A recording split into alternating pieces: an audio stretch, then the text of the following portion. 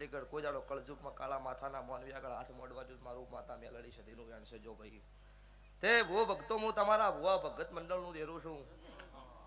આ ગવૈયા નો ગાવે અમૃતભાઈ તો હું એકલી રણમાં ધૂણી હારી ન લાગુ. હું ગમે એવી જબરી હોય લેબડા ધુનાડો એનો મતલબ નહીં, લેબડા ના બોલી.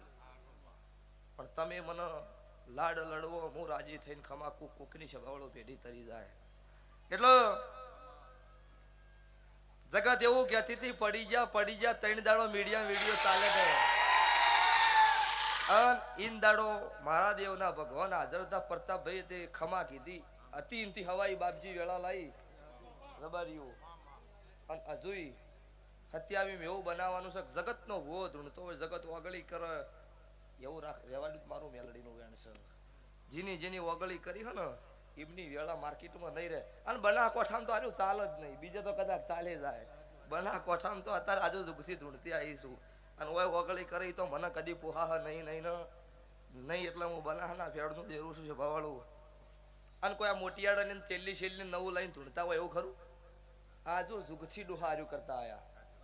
તમે કદાચ નવું લાવ્યું હોય તો હમણાં કોક થાય ખરી મુકેશભાઈ, પણ નવું કશું લાવ્યું નહીં. જિંદાડો સતયુગ પરામાં ડોહા આની આ રીતમાં વધારે વાતો કરતી માતા એની વાતમાં હાલામી દે રહી નહીં છે.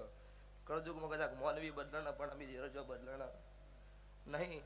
હે અચ્છા ભાઈ મારા મેલડી ના ભગવાન 10 તારીખ મારી કાળુ હીરાની મેલડીની જાતર છે. દરેકનો ભાવ ભર્યું આમંત્રણ છે.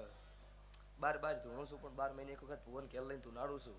ના ગોળી અમુક ગોળી એવું કે તાર બાદની ગાદીઓ ફાડી નાખી એમ ધૂણે સારા કે તો કરતા જ નહીં.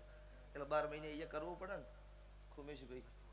ખુમીશભાઈ અમે તમારા રમેણમાં આવ્યા હતા.